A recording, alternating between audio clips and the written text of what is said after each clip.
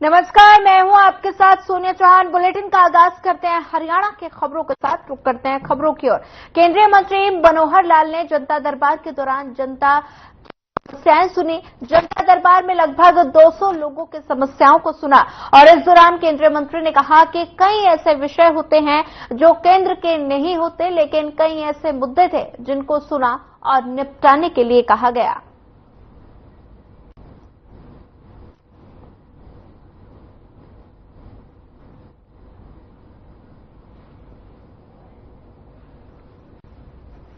तो मिक्सअप सी ये सारी बातें होती हैं। हर एक की अपनी अपनी, किसी का खेत के नाले की है, किसी की गली की है, किसी का कब्जे का है, किसी का पुलिस केस का है। तो बहुत से प्रकार अलग अलग आते हैं। सब अधिकारियों को बुलाया है और सबको जो जो संबंधित विभाग हैं उनकी जो यहाँ लोकल लेवल पर करने की है वो उनको दे दी हैं।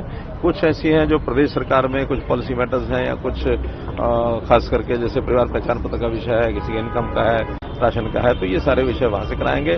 और जो केंद्र सरकार से जुड़े विषय हैं बहुत कम होते हैं, फिर भी कोई ट्रांसफर का है या कोई पावर डिपार्टमेंट का भी अपना कोई इश्यूज होते हैं, मेनली ट्रांसफर वगैरह होते हैं और ज्यादा कुछ नहीं होते, तो उनका हम ले जाकर के वहां से कराएंगे।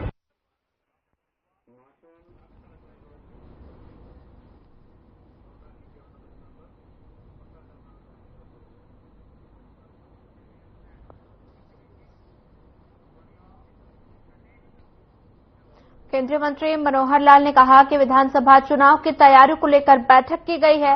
करनाल जिले के सभी 9 विधानसभा में जन संवाद के कार्यक्रम होंगे। मनोहर लाल ने राहुल गांधी को लेकर कहा कि समाज को गाली दे रहे हैं। अमित शाह ने सीएम को लेकर जो घोषणाएं की हैं उनका स्वागत है। टेलीकॉम कंपनी द्वारा रेट बढ़ाए जाने पर मनोहर लाल ने कहा कि ये कंपनियों का मामला है। हरियाणा में बढ़ते क्राइम पर मनोहर लाल ने चिंता जाहिर करते हुए हरियाणा में स्वच्छता को लेकर प्रोजेक्ट शुरू किया और साथ ही गुरुग्राम और फरीदाबाद के कूड़े के एनटीपीसी कोयला बनाने का काम करेगा।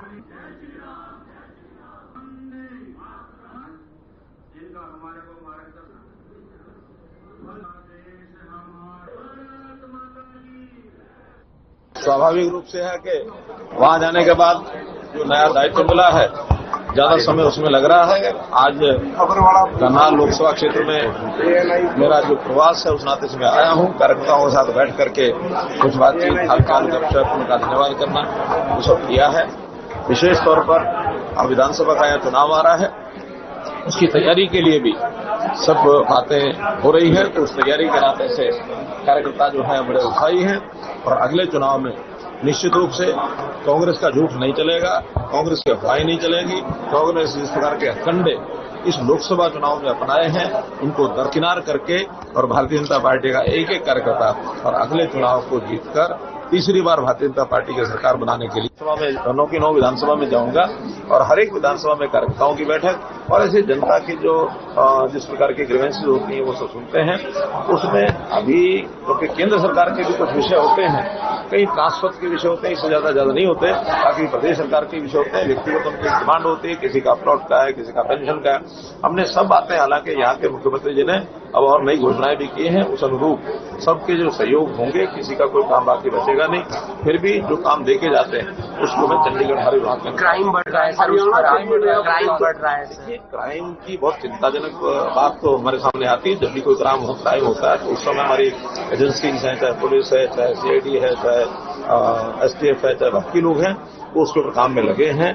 सीआईए भी अपना काम कर रही है। तो इस क्राइम को रोकने में बहुत रोका भी है, हम सब लोग प्रयत्न कर रहे हैं।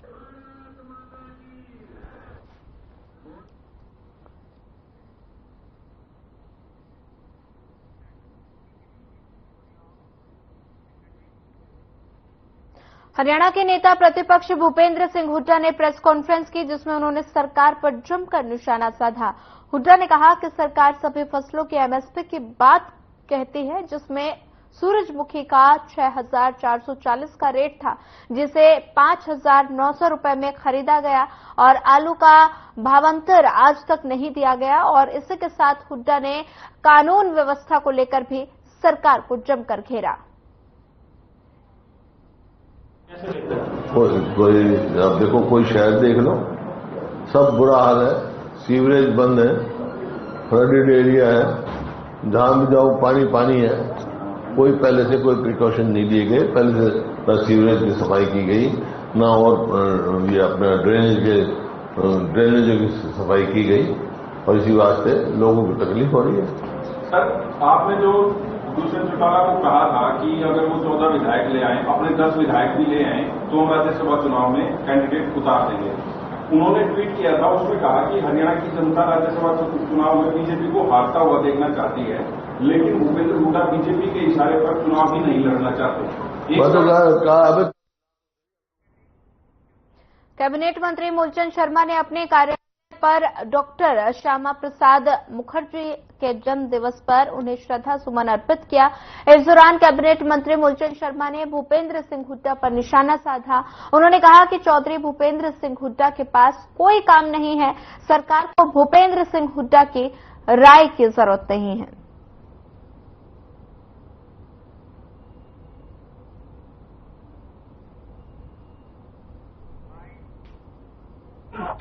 ऐसे यशस्वी श्यामा प्रसाद मुखर्जी का आज जन्म दिवस है, जिन्होंने किसी देश के प्रति कोई समझौता, देश के प्रति कोई भी इस तरह की अनैतिक समझौता सहन नहीं किया। आज पूरे देश में, पूरी दुनिया में श्यामा प्रसाद को धूमधाम से मनाया जा रहा है, और जिन्होंने देश और दुनिया को दिशा देने का काम किया, और उनके चलाए हुए रास्ते पर हम सब कार्य कर रहे हैं कि जो श्यामा प्रसाद मुखर्जी ने जो रास्ता दिखाया है, और जो उनकी सोच थी, और सरकार की सोच पर विचार पर कार्य कर रही है।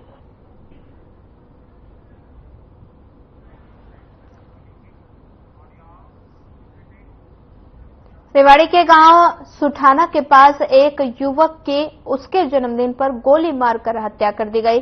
मृतक की पहचान गांव रनोली प्राणपुरा निवासी दिनेश के रूप में हुई है और कसोला थाना पुलिस मामले की जांच कर रही है। रात करीब 8:45 बजे वो अपनी दुकान को बंद कर दोस्त के साथ बाइक पर सवार होकर घर के लिए निकलने वाला ही था, तभी एक कार और बाइक पर सवार होकर कुछ बदमाश आए और बदमाशों ने आते ही दिनेश पर फायरिंग कर दी। एक गोली दिनेश की छाती में लगी और उसके मौके पर ही उसकी मौत हो गई। वारदात के बाद हमलावर मौके से फरार हो गए।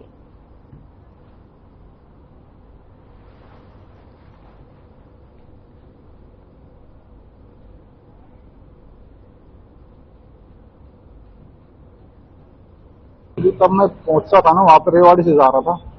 जब मैं वहां पे उस स्टैंड से उतरा तो वहां पे कुछ थोड़ा सा हो रहा था, ठीक है, एक मोमोज की रेडी के पास।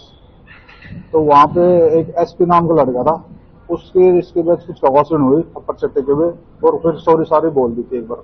उसके बाद वो लड़का आया 20 मिनट बाद, और हम दुकान बढ़ा के घर तो चलने की तैयारी हो रही, और उसी टाइम एक गाड़ी आई व्हाइट रंग की, और 2 बाइक जिसपे 3 बंदे और थे, और सीधा आया। हमने सोचा बातचीत करने आ रहा है, आया और ऑन द स्पॉट गोली मार दी निकाल के सट्टा, और वो वहीं पे डेथ हो गई। अभी जो मृतक है उनका क्या नाम था? दिनेश कुमार, गांव रानोली का। उम्र कितनी है इनकी? उम्र की 34 साल। जन्मदिन भी था कल? हाँ जी, कल उसका जन्मदिन था। जन्मदिन मनाने के लिए ही घर जा रहे थे, जल्दी दुकान बढ़ा के। तो जो ये घटना हुई है बहुत ही निंदनीय घटना है।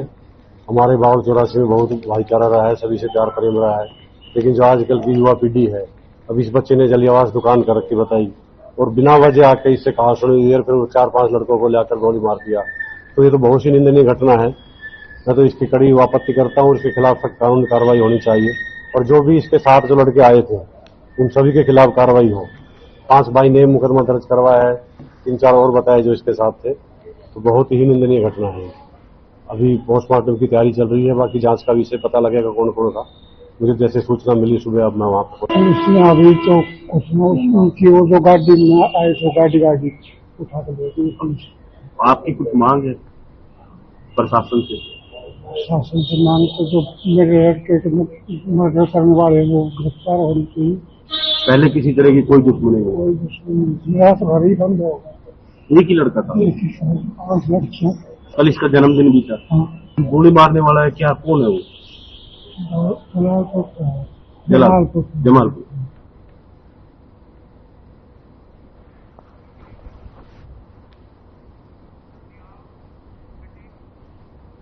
कुटिल गांव में हुई हरियाणा पुलिस के एएसआई की हत्या के मामले में एसटीएफ ने 3 आरोपियों को पकड़ लिया और मामले का खुलासे के दौरान संजीव की हत्या अमेरिका में बैठे उसके सगे जीजा ने करवाई थी और साथ ही दोनों के बीच पारिवारिक संपत्ति को लेकर विवाद चल रहा था और साथ ही पुलिस द्वारा काबू किए गए एक आरोपी ने भागने का प्रयास किया, लेकिन पुलिस टीम ने उसके पैर में गोली मारकर उसके मंसूबे नाकाम कर दिए। वहीं एसटीएफ अधिकारी ने बताया कि संजीव की हत्या के मामले में अब तक 3 लोगों को पकड़ा गया है और जिनमें से 2 आरोपी शूटर हैं और 1 आरोपी बिचौलिया है। फिलहाल पुलिस इस पूरे मामले की छानबीन में जुट गई है। बताया जा रहा है कि हत्या से जुड़े कुछ और खुलासे भी हो सकते हैं।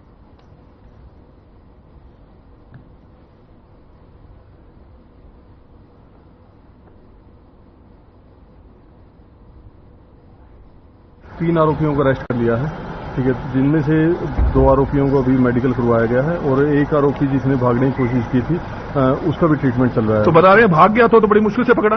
तो वो उसने भागने की कोशिश की, रास्ते में पुलिस पार्टी ने तो रोकने के लिए उसको पहले हिदायत भी दी, मगर उसने भागने की भरसक प्रयास किया और उस प्रयास के दौरान हम पुलिस पार्टी ने रोकने की कोशिश की। पहले हवाई फायर किया, जब नहीं रुका तो उसकी टांग के ऊपर फायर। ये क्राइम ब्रांच के जो एएसआई हैं उनकी हत्या के आरोपी हैं तीनों। ये तीनों जो संजीव हैं जिनकी हत्या हुई थी अभी रिसेंटली, उस केस में इनको। तो बता रहे हैं कि उन्हीं के जीजा ने जो है हत्या करवाई है। अभी इन्वेस्टिगेशन जारी है।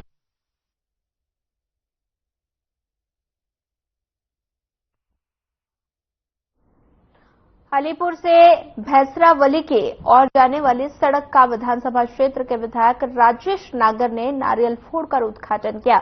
वहीं बता दें कि अलीपुर से भैंसरावली की ओर जाने वाले किसानों के लिए एक मुख्य रास्ता है और क्षेत्र के किसानों की जमीन है और इसी रास्ते से जुड़ी हुई है, जिसके चलते किसानों का सबसे ज्यादा मशक्कत का सामना करना पड़ रहा है। और विधायक राजेश नागर ने नारियल फोड़कर इस सड़क का उद्घाटन किया। इस दौरान उन्होंने बताया कि लगभग 56 लाख रुपए की लागत से इस सड़क का निर्माण होना है और आने वाले अक्टूबर के महीने तक इस सड़क का निर्माण पूरा कर दिया जाएगा। और साथ ही विधायक ने इस रास्ते पर आ रहे अवैध अतिक्रमण और रेनीवाल वेल पाइपलाइन को जो लगातार लीकेज करने की वजह से रोड पर बार बार टूटती है, तो साथ ही इसी को लेकर कदम उठाने के भी निर्देश दिए हैं।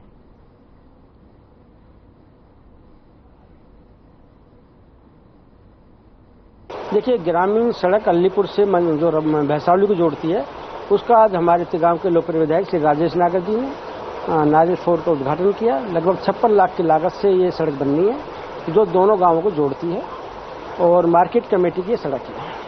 तो ऐसे में जहां एक और तिगाम विधानसभा क्षेत्र की जो कनेक्टिविटी है अब वो आसान हो चुकी है, लगभग सड़कें जो है बन चुकी हैं, लेकिन कहीं ना कहीं के अवैध अतिक्रमण अभी भी बरकरार है। देखिए, आदरणीय पहले मनोहर लाल सरकार ने गांव से गांव जोड़ने के लिए सड़कों का काम किया था।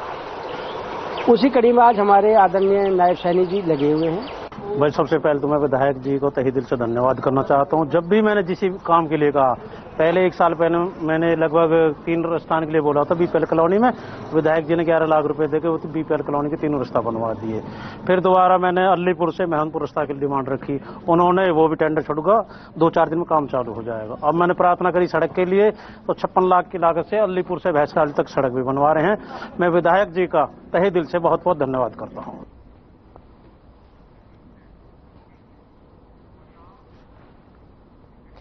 फरीदाबाद के सिकरी गांव में एक बड़ा हादसा हो गया। एक मकान का छज्जा गिरने से 3 मासूम बच्चों की मौत हो गई। पुलिस ने तीनों बच्चों के शवों को पोस्टमार्टम के लिए अस्पताल में भेज दिया है और परिजनों के बयानों के आधार पर आगे की कार्रवाई में फिलहाल पुलिस जुट गई है।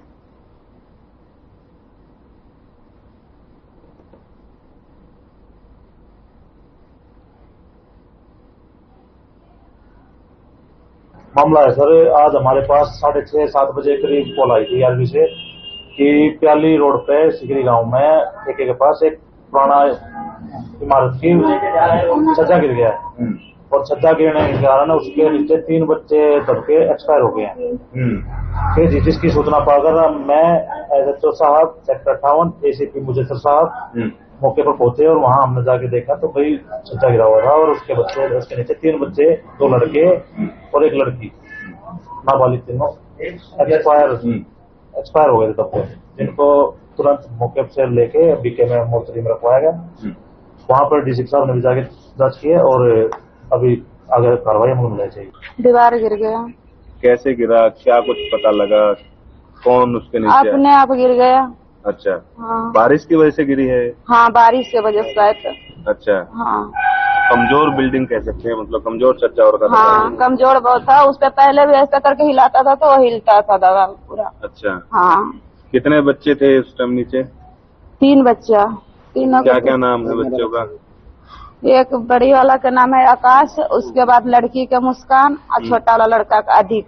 छज्जा था, ये छज्जा गिर गया था ये बारिश की वजह से। अच्छा। हाँ जी, ये बच्चे बैठे हुए थे, ये किराए पे रहती हैं, इसमें 10 फैमिली रहती है। अच्छा। हाँ, और इसमें जैसे बच्चे 3 बच्चे मौके पर ही उनकी मौत हो। क्या क्या नाम था बच्चों के, कहाँ के रहने वाले थे कुछ? ये बिहार के रहने वाले हैं। अच्छा। इसमें कितने परिवार रहते हैं?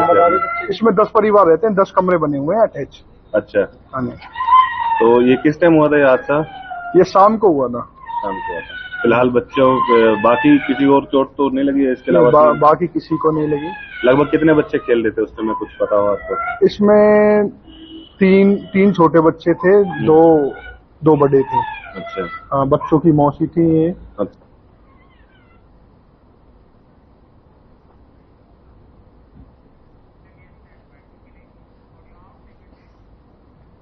अंबाला शहर एक बार फिर जलमग्न हो गया है। शहर के ज्यादातर हिस्से लोगों के लिए स्विमिंग पूल बन गए हैं।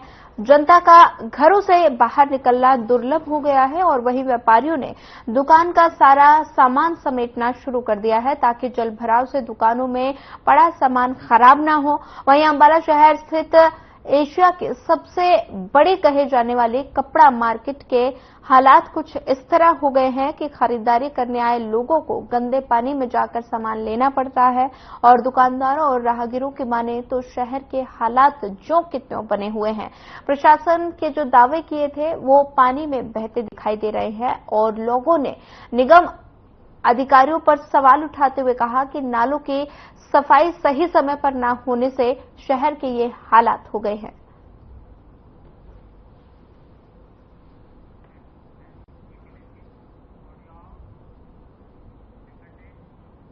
कालांवाली में बारिश से लोगों को गर्मी से राहत मिली है तो वहीं फसलों के लिए ये बारिश फायदेमंद साबित होगी, जिससे सब्जियों के दाम पर भी कम होने की उम्मीद है और साथ ही फसलों का फायदा होने से आने वाले दिनों में किसानों को आर्थिक लाभ होगा, वहीं व्यापारी में मजदूर को भी फायदा पहुंचेगा।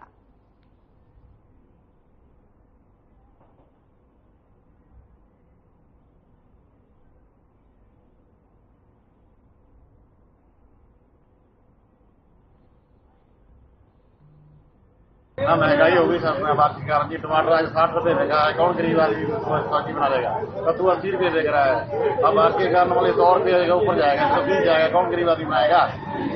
इसमें तो गरीब आदमी का नुकसान हुआ है। मान लीजिए अब सब्जी देखेगी थोड़ी, मान लीजिए रद्दी के बाद आएगी, अब इसके बाद मान लीजिए 2-4 दिनों में क्या लगता है भाव में गिरावट आने वाली है? गिरावट की महंगाई जरूर आएगी, तो बारिश के कारण सब्जी होगी कि नहीं होगी नहीं, सब्जी यहाँ से होगी। बारिश के कारण सब्जी महंगी और ज्यादा होगी, पहले गरीब के लिए मान लीजिए नुकसान का काम ही होगा ज्यादा से ज्यादा। गर्मी का बुरा हाल ਸੀਗਾ ਭਰਾਵੋ, ਤੇ ਅੱਜ ਮੀਂਹ ਪਾਦਾ ਆਪਣੇ ਘਾਟਾ ਮੀਂਹ ਪਾਈ ਗਿਆ ਜੀ ਘੱਟੋ ਘੱਟ। ਬੜੀ ਖੁਸ਼ੀ ਦੀ ਬਾਤ ਤੇ ਲੋਕਾਂ ਦਾ ਫਾਇਦਾ ਹੋਗਾ, ਕਿਸਾਨ ਭਰਾਵਾਂ ਦਾ ਵੀ ਫਾਇਦਾ ਹੋਵੇਗਾ ਤੇ ਆਮ ਜਨਤਾ ਦਾ ਵੀ ਬਹੁਤ ਫਾयदा है।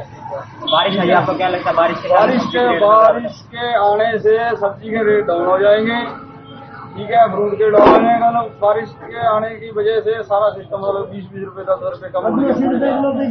80 था, तोरी 60 है, भिंडी 60 है, ये कोई अपने चौड़े 80 रुपए किलो है। ये जब मतलब आम जनता के बस से बाहर है ये सिस्टम, बारिश आने की वजह से ये 10-20 रुपए कम होने के क्या है। बारिश के लाने की आएगी, अब सब्जी के भाव कम हो जाएगा। कद्दू तो 80 रुपया 70 रुपए किलो बिक गया था, तोरी 80 रुपए किलो बिक गया था, अब तो सस्ता हो जाएगा, मौसम ठीक है, सब्जी नहीं लगनी लग जाएगी। हाँ, इसका के रेट कम हो जाएंगे 1-2 दिन में। टमाटर बहुत महंगा होगा, उसका रेट कम हो जाएगा, 1-2 दिन में कम हो जाएगा। प्याज का रेट कम हो जाएगा। पहले तो कमी आ रही थी, इसके बाद अब 10-15 दिन के बाद तो रेट कम होने की उम्मीद है। एक बार तो रेट बहुत ज्यादा है, टमाटर है 80 रुपये बिक रहा है, गोभी है 100 रुपये है, कद्दू 80 रुपये बिक रहा है, 60-70 रुपये से कम नहीं है। आलू है उसके लिए 30 रुपये, आपके हिसाब से दाम है, दाम कम तो होंगे, अभी 10-15 दिन के बाद होंगे ना।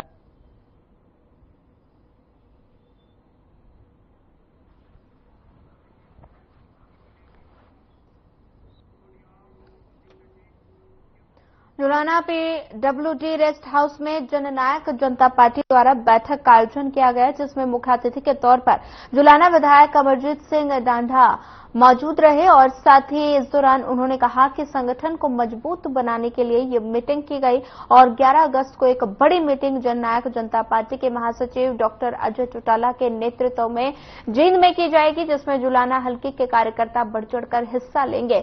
और साथ ही उन्होंने बताया कि आने वाले विधानसभा चुनाव को लेकर ये मीटिंग 11 अगस्त को जींद PWD रेस्ट हाउस में की जाएगी। और इसी के साथ ही उन्होंने कहा कि कार्यकर्ताओं को एक बार फिर एकत्रित होने का संदेश देते हुए जोश भर आने वाले विधानसभा चुनाव में जेजेपी एक बार फिर से मजबूती के साथ विधानसभा चुनाव लड़ेगी, इसके लिए सभी कार्यकर्ता तैयार रहें।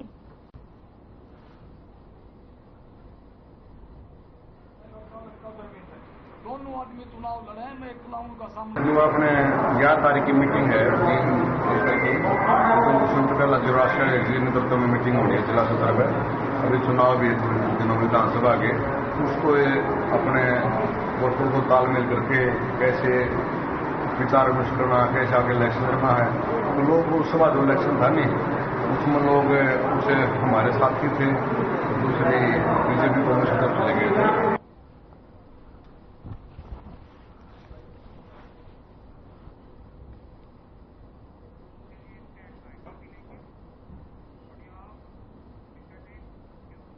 कुरुक्षेत्र में सरस्वती बोर्ड के वाइस चेयरमैन धुम्मन सिंह किरमच ने सरस्वती नदी का निरीक्षण किया। इस दौरान अधिकारियों को दिए पानी के बहाव को दुरुस्त करने के आदेश दिए।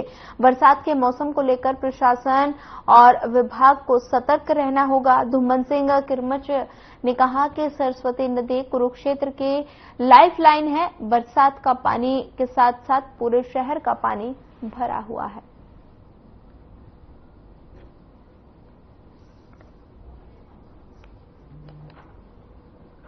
हम नरकातारी गांव में यहाँ पर इस वक्त हैं और नरकातारी के गांव के सरपंच और सभी प्रबुद्ध लोग यहाँ पर हैं और बहुत अच्छा कार्य यहाँ पर सफाई का इरिगेशन डिपार्टमेंट के द्वारा किया जा रहा है। और अब की बार अंदर मशीन घुसाकर सरस्वती के अंदर सफाई की गई है, जिससे बहुत सेटिस्फैक्शन है और मुझे लगता है कि अब की बार किसी भी तरह की दिक्कत बरसात के दिनों में नहीं आएगी।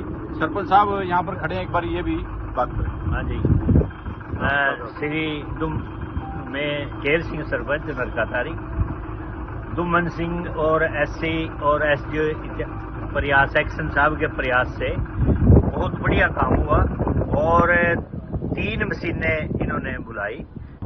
हमने जो एक बार प्लानिंग बनाई थी कि हम दोनों तरफ सरस्वती के पैदल चलने का रास्ता जो बनाएंगे, उसके ऊपर अब की बार पूरा अच्छी ढंग से काम हुआ है और मैं बधाई भी देता हूं, सरपंच साहब का धन्यवाद भी करता हूं और हमारे पुराने सरपंच साहब भी सभी ये अपनी तरफ से भी इसमें सहयोग कर रहे हैं कि ताकि एक पैदल चलने का रास्ता जो है सरस्वती के ऊपर मोटरसाइकिल और साइकिल का जो है वो बन जाए, ताकि एक लोगों का आने जाने का एक रास्ता और डेवलप हो जाए।